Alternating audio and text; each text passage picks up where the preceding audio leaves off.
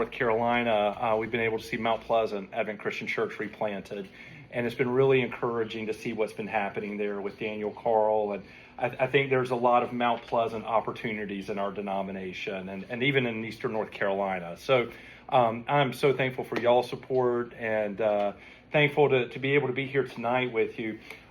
So tonight, just going to spend a little bit of time talking about church planting residencies. And you may be like, what in the world is a church planting residency? And we'll talk about that. But leading into that, the whole notion of a church planting residency is to give someone experience that they may not could find in another setting that would prepare them for going out and planting a church. And so if you imagine someone, an apprenticeship, or you imagine someone getting a training opportunity, I think a lot of times in churches, we see leaders get trained and we don't want to let them go because we invest in them, we pour into them, and we've spent so much time discipling them that we want to see the fruit of that, and we wanted to see it in our local context. And so it can be really hard to pour into people only to send them out and to watch them go and do something really fruitful. And yet, I would tell you in church planting, and particularly in a church planting residency, that is the whole goal, is to give someone an environment in which they could grow, in which they could mature, in which they could make mistakes and learn how to make repairs to those mistakes, and then to be sent out to go and plant. And Scripture has a lot to say about whether you want to call it discipleship or mentorship or just pouring in to other people. And so tonight, I wanted to spend some time talking about this. And I had a front row seat to this morning, actually. Putting my notes together over the last week or so. Today was career day at my kids' school. And so they each got to dress up with what they wanted to do and what they wanted to be when they grow up. So my daughter, who is 15, went as a stay-at-home mom. She wore sweatpants and a sweatshirt and just looked like she had rolled out of bed, which I don't know that that's a stay-at-home mom. I think it was an excuse for her to dress down. And so that's what she wore. My youngest wore a basketball outfit. He was ready to play basketball. My middle one came down dressed exactly like me. He was wearing a blue kind of checkered shirt, khaki pants, brown shoes, and I said, Cole, what are you going as? He's like, I'm going as a pastor. And it's just like, oh, okay. Got plenty of time to try and talk you out of that. But it was this interesting, like, I don't know if that's what mentorship looks like, is someone who looks a lot like us, and we're just hoping that that's what we're creating. I think if that's our version of it, we maybe are missing some things, or if our version is just to create more of what we already have, I think maybe we're missing opportunities as well. And so tonight, I wanted to take some time just to maybe get you to think about some questions to start with, and then really dive into Scripture to see what does Scripture have to say about the importance of pouring into other people's lives. So if you just kind of put a hat on for a minute and think back, who have been the people who've poured into your life? If you were just to think about, okay, this person was really instrumental in my career, or this person was really formational in helping me get this job and opening doors for me that I maybe wouldn't have been able to open by myself. Or this individual really saw something in me, even in a church setting, and kind of called it out, and because of their confidence in me, I stepped into a role and got to experience something that I don't know that I would have ever done that if they had not seen that. I would suspect that we all have those people in our life that have seen something in us that maybe we didn't see in ourselves, and they called attention to it, or they opened a door for us to have an experience. And maybe as a result of that, our lives completely changed, or how we saw ourselves changed, or the gifts that we were able to do, we saw those things change. And to kind of follow up with that question, it kind of brings up another question of mine, is why did we trust what they said? So if someone came to us and said, hey, I really see this in you, and as critical as we can be on our own lives, what made you believe in what they said? What made you believe that, okay, this person says they see this in me, or this person thinks I'm capable of doing this? Why is it? Why am I going to trust that? And I'll tell you, I think it's a convergence of a couple of things. I think one is that God certainly places calls on our life. That could be to ministry, it could be to relationships, it could be to reach out to neighbors, it could be any number of things. And so I think whenever people are wrestling with that, whether that's a call to ministry or a call to go deeper in our faith, I think there's a certain amount of uncertainty that creates in our own life, of conviction, and we're not really sure what always to do with that. But then there's this other dynamic that comes in where God, I think, oftentimes brings other people in to affirm the very work that he's doing in our life.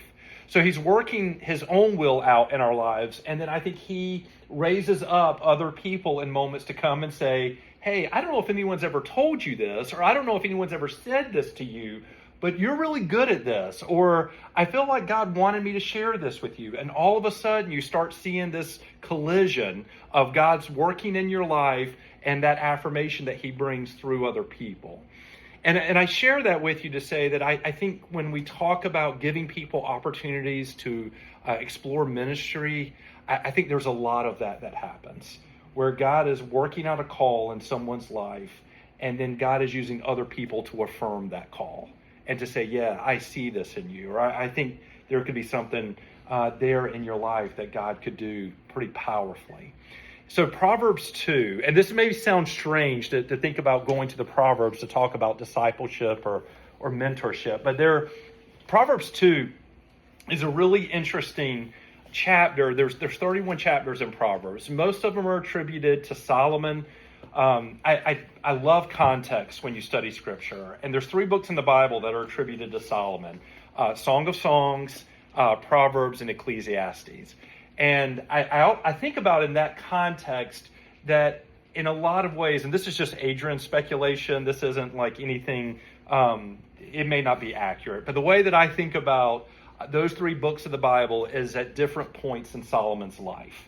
Song of Songs is written with 2 people, particularly with someone who is in love.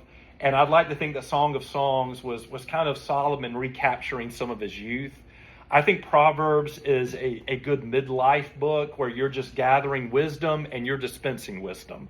You're collecting all of the wise sayings and you're trying to give those out to other people. And I think Ecclesiastes strikes me as a book of someone who's looking back on their life, who's making that final turn in the relay and saying, I just want to tell you all of these things about life. I want to tell you what really matters. And so when I look at Proverbs, I see almost a paternalistic type of wisdom that he's giving in chapter 2. And he particularly references his son. Now, we don't know if it's a biological son. We don't know if it's figurative. But it almost is this kind of measure of, let me impart some wisdom on you. And so in Proverbs 2, we'll kind of work through it. Just looking at these verses, breaking them up one by one or every couple ones. If you look at verse 1 and 2, he says, my son, if you accept my words and you store my commands within you, turning your ear to wisdom and applying your heart to understanding. So one of the things that he begins with is this connection to gaining wisdom. Wisdom and knowledge are 2 very different things. You can know a lot and not necessarily be a wise person. And so when you think about this understanding of wisdom, Solomon is going to continually emphasize throughout this chapter these 2 aspects of a life well lived: gaining wisdom and having a fear of the Lord. And you're going to hear that a lot in this book. And when we talk about the fear of the Lord, it isn't this I'm afraid of God. It is a reverential in awe of God's mighty power, of the things that he does for us. And so Solomon is laying this foundation to say, son, I want you to gain wisdom and I want you to fear the Lord. So holding those up as kind of the 2 goals, he's going to really unpack how that looks and how that gets lived out. So in verses 3, 4, and 5, he says, indeed, if you call out for insight, meaning if you're willing to pursue wisdom, if you're calling out for it and you cry aloud for understanding, and if you look for it as for silver and search for it as a hidden treasure, then you will understand the fear of the Lord and find the knowledge of God. So one of the things that he's saying here is if you've made the decision to seek wisdom, something's going to happen in that. You are going to be on this pursuit, much like someone who's looking for a hidden treasure. Maybe a way that we could equate that to today is if you lost your car keys or you lost your cell phone. It is amazing how nothing else really matters when those things go missing. You stop what you're doing and you immediately go and look for those things. Solomon is laying down a similar path as it relates to this individual's relationship with the Lord. That if you are focused on finding wisdom, the fear of the Lord's going to come with it. And there's a connection there for us too, that the more that you search for wisdom in life, the greater understanding you're going to have of God.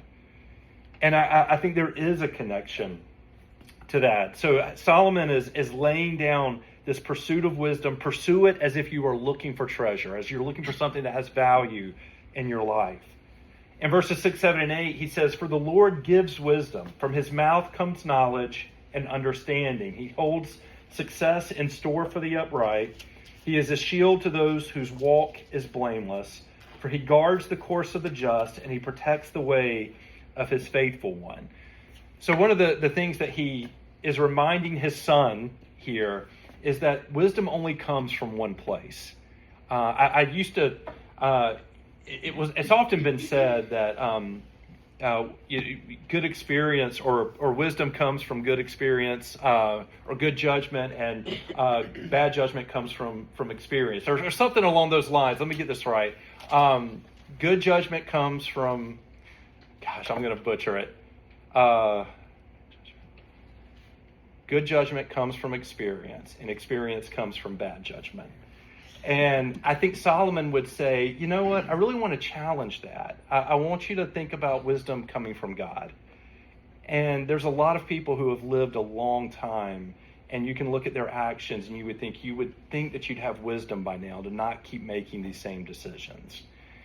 And sometimes people lack wisdom. They lack understanding. They lack knowledge. And one of the things that Solomon is saying is that it comes from God. And if you're seeking it, if you're searching for it, God will give it to you. One of the interesting things about Solomon, if you remember his story, is that he's granted a request. God says, look, you can ask for anything. Do you remember what he asked for? Wisdom. He asked for wisdom. And because he's given wisdom, all of these other things follow. He's given wealth, he's given power, he's given prestige, he's given influence. But it all started with wisdom. And so here's someone who is kind of speaking from the horse's mouth, so to speak, to say, if there's one thing that you could ask God for, ask him for wisdom, because he will give it to you. So he's reminding his son, pursue it. It will bring about a greater fear of the Lord. Look for it as someone looks for treasure, and ask God for it. Ask him for it.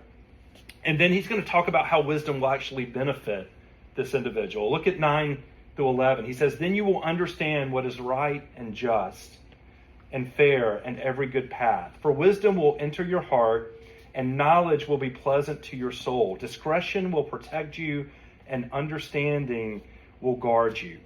One of the things that he's doing there is he's just listing the benefits of wisdom. He's saying that if you will search for wisdom, if you will ask God for wisdom, and God grants you wisdom, you're going to know what's right. You're going to know what's wrong. You're going to know what's just. And that seems especially important in the times in which we're living right now, where it feels difficult for people to understand what's right, or for people to understand what's just. Solomon seems pretty clear that in God's wisdom, we know what's right. We know what's wrong. We know what's fair. We know what's just. That we will have discernment. We will have discretion. We will have understanding. All of these things will be inherent in us.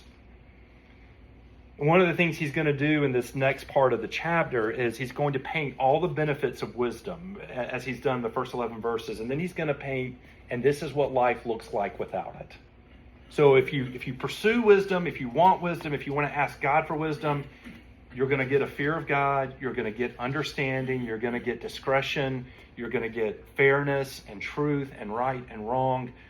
But then he's going to paint this picture of what does it look like to not have that. So in verses 12 through 19, and we're just going to unpack this as one big pack here. But look at what he says.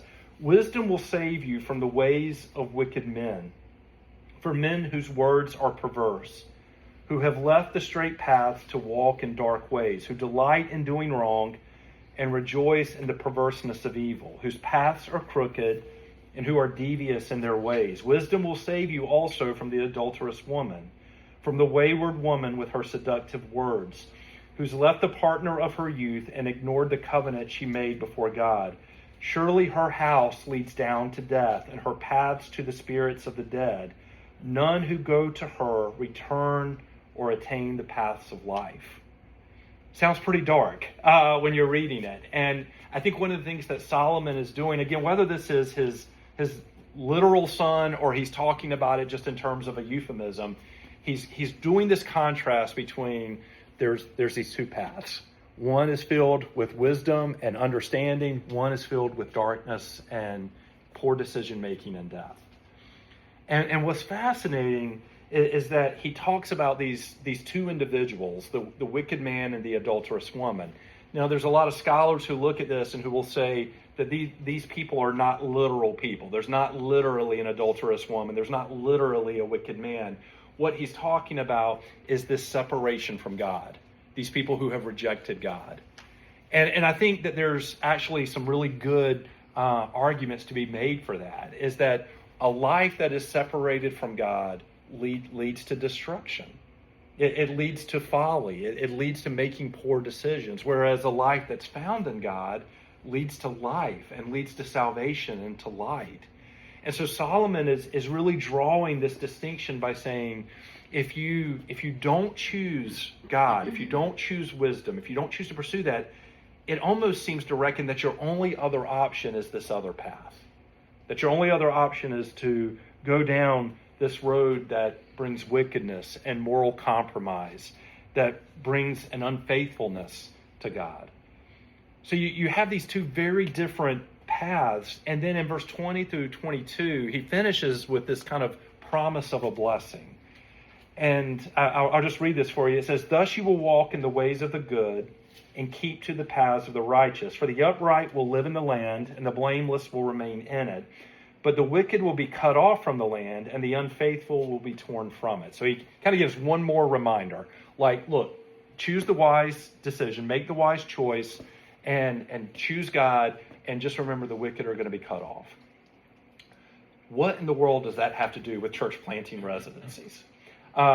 This, to me, in a lot of ways, feels like something that you would impart on someone who has a really big decision to make in life, or a kind of coming of age. My middle child turned 13 last week. And so we've kind of had the coming into manhood talk of like expectations and roles and things like that. And so this feels a little bit like sitting a 13-year-old down and saying, okay, let me just tell you, these are the two roads in life, son. Like, these are the two ways you could go. I actually think there is a way in which this speaks to people who are pursuing church planting residencies.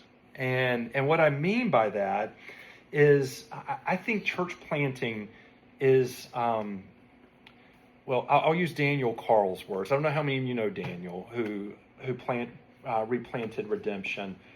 His birthday was a couple of months ago. And on his Facebook post, he made the comment that this past year has been the hardest year of his life. And on the surface, you wouldn't think that would be a comment that someone would make, getting to pastor a church and see one start over and see all the success that he's experienced. But I also think there's been a lot that Daniel has had to work through in coming into ministry and pastoring. And I think that recognition of just how hard it is. And so when I think of people who go into ministry, and it can be any kind of ministry, but my experience with church planting particularly, I think people who are pursuing or who are wrestling with church planting are desperately pursuing wisdom. I think they are longing to know, how do I become a successful church planter? How do I know that when I get sent out to go plant, that this church is going to make it? Because if you look at odds, 65 to 70% of church plants don't make it. And yet there are people wrestling with this calling in life that they can't see themselves doing anything else. And they're maybe bringing their family or their spouse along, and they are desperately searching for wisdom. Like, I want to make the wise choice. I don't have existing resources. Like, there's not a community or an established church. I'm going and there's literally trying to create something out of nothing. There's no guarantees that this is going to work. There's no guarantees that people are going to come whenever we open the doors of where we're meeting. And so when you think about people who are really exploring that call, there are people out there tonight who are trying to pursue wisdom. Is this really what God's calling me to do? How do I know that I'm going to be successful in this? How do I know that this is really what is for me to do?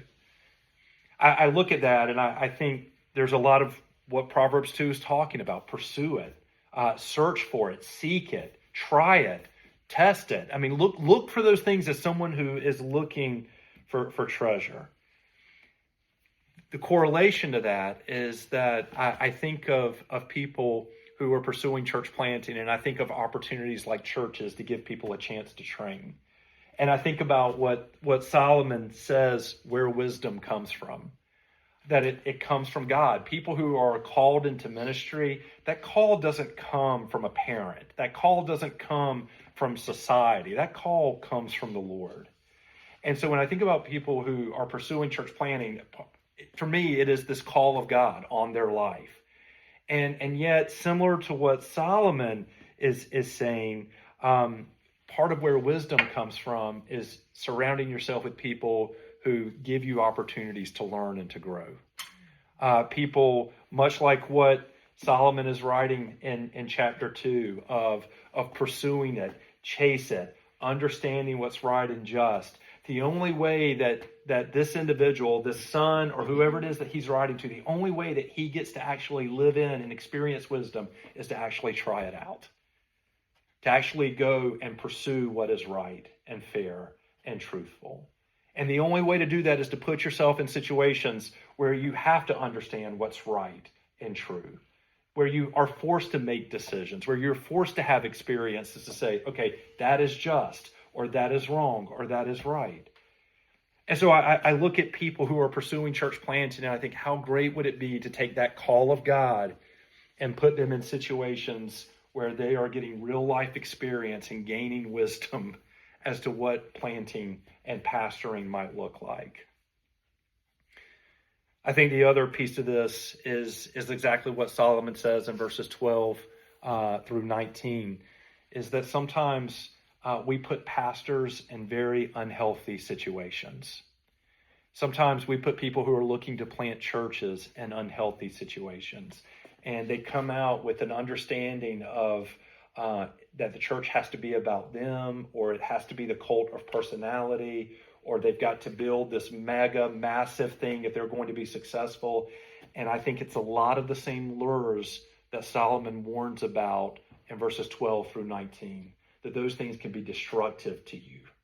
Those things could be harmful to you. If your identity is sewed up in those things, if that's the path you're pursuing, is that success at all cost, or they're going to come because of me, or we've just got to have this kind of show, I think Solomon would guard and say, you need to guard your heart against the lure of that, because that is problematic. That is not going to serve you well, which is why it is so important that if we are going to really commit to church planting, we have people in healthy ministries where they can see healthy ministry happening, where they can see a healthy pastor serving, where they can see a healthy congregation, not a perfect congregation, not a congregation that's conflict-free, not a congregation that is just nice all the time. That's not what we're talking about, but like a very healthy church that handles things rightly, so that when they go to plant, they can look back and say, okay, when these things come my way, there's a template for how I should be handling this.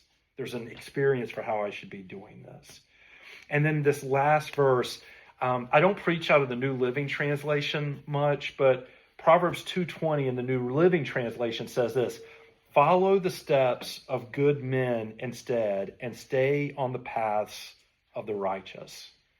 I love how it says that there. Like he's kind of wrapping up, and he is saying, I want you to follow the good steps of men. And I will tell you, when I think of putting people in places where they can have those experiences, I want to be able to say where they're following the steps of good men, that they're following the steps of people who are serving the Lord faithfully and serving their congregation faithfully. And so for me, Proverbs 2, it's this This notion of, hey, if you've got a call and you're looking for wisdom, pursue it. But be careful where you pursue it. Be in a place that's going to be healthy. Be in a place that's going to set you up so you don't get trapped by those lures of success or those lures of man, this is going to be all about you. And then follow in the steps of really good people. Watch what they do. Model them. Mirror them and their actions. That's it for church planting. Let me shift for a moment and just tell you what I think it means personally. In the New Testament, you see this interesting model of discipleship of Paul and Timothy mostly. And I think that's what a lot of people think of when they think of discipleship, that you've kind of got the old priest and the young priest, right? One's pouring into the other. For me, I really actually see a threefold piece to discipleship in the New Testament. And I would add Barnabas to the equation. And I think when you bring in this kind of trifecta of discipleship, everyone needs a Paul in their life, everyone needs a Barnabas in their life, and everyone needs a Timothy in their life. And what I mean by that is, like, who is the seasoned person who's really discipling you? You could be 80 years old. Who's that person spiritually that you're like, man, this person's still teaching me? Conversely, who's the person that you're teaching? Who's the person you're pouring into? Who's the person that you're discipling? Who's the person that's your encourager? Who's the person that's like, man, yeah, I'm not giving up on you. You know that you can count on them. And conversely, who's the person that you're encouraging? If you look at that, I think that is such an interesting, neat model where we can all be a Paul, we can all be a Timothy, we can all be a Barnabas. It doesn't have to be to the three people where we're just shifting chairs, but like the people that God's put into your life. So if we have this in a church planting perspective, and you look at this at just your tonight's kind of perspective applying to your personal life, whether we're talking about a church corporately or whether we're talking about individuals, I don't think we escape this call to create places where people see Jesus in us, whether that's the church or whether that's us as individuals. I don't think we escape our responsibility as a church of training people up and sending them out. It is so tempting to want to hold on to people and to keep them. And yet I will tell you, there is tremendous blessing in raising people up and sending them out. And I believe the Lord honors that. I believe he actually gives growth to that. The last thing I'll tell you is the only firsthand experience I've had with this has been where I pastor. And Daniel came to work at Northside. He did an internship there many years ago and then came back, and we talked about church planting. And I feel like the moment that we said yes to church planting and to sending Daniel out, God just blessed the church tremendously. And it's interesting to think of addition through subtraction. But I believe when you're following the Lord and you're raising people up and sending them out, that's exactly what happens. You see people go and use their gifts, and God just brings more people for you to disciple and then to send back out. So we're gonna stop there, and I'm gonna just talk to you specifically about Church Planting Residency. Let me